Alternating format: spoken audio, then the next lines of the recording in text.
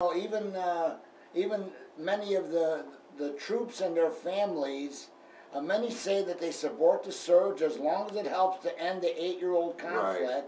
But they shake their heads at the president's announcement of 2011 troops withdrawal date. Yeah. Duh. Right. And I'm reading an article here. Yeah, right. The same thing I just said. Yeah. You know, Mhm. Why would he say something like that? Absolutely. You know, and there's no rhyme or reason why.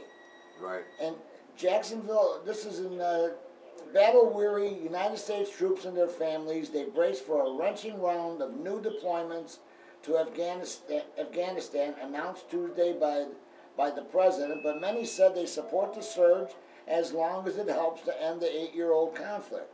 As President Barack Obama outlined his plan to send 30,000 extra troops while pledging to start bringing them home in 2011, soldiers, Marines, and their families interviewed by the Associated Press felt a tangle of fresh concerns and renewed hopes. Mm-hmm. All I ask that man to do, if he's going to send them over there, is not send them over in vain, said 57-year-old Bill Thomas of Jacksonville, North Carolina, who watched Obama's televised speech in his living room, where photos of his 3 sons in uniform hung over the TV.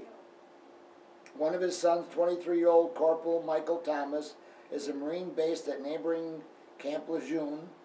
He'll deploy next year to Afghanistan. Another son is in the Navy, and a third recently left the Marines after serving in Iraq. An ex-Marine himself, Thomas said he supports Obama's surge strategy, but he shook his head when the president announced a 2011 transition date to begin pulling out troops.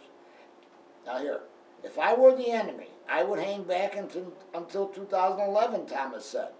We have to make sure that we're going to stay until the job is done. It isn't going to be as easy as he thinks it is. Military officials said the Army brigades most likely to be sent as part of the surge will come from Fort Drum in New York and Fort Campbell in Kentucky. Marines, who will be the vanguard, will most likely come primarily from Camp Lejeune. So, you know, it's just, I'm just relieved to know that we're going, said specialist Adam Candy, 29 of Chicago. Obama's plan calls for deploying 30,000 troops to Afghanistan in the next 6 months. You know,